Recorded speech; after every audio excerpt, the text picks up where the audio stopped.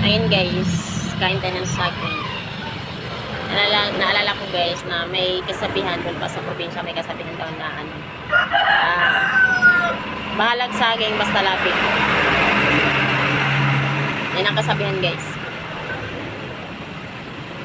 Na bahalag saging basta labing. O diba, charot. Totoo ba kaya yan guys? Nga, ang iban nagbuwag-buwag naman guys, nagkahiwalay-hiwalay naman. Hinog guys yun. Ayan. Binigay ni Ate Lawrence. Ayan. Bahalag saging basta labing. O diba? Charot. Baka bahalag saging basta labing. Mainit pa.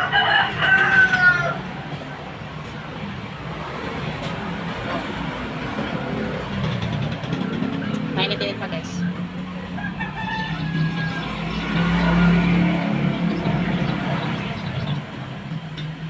Ayan guys, hanggang dito na natin video kasi pagsimulan natin kung kainin.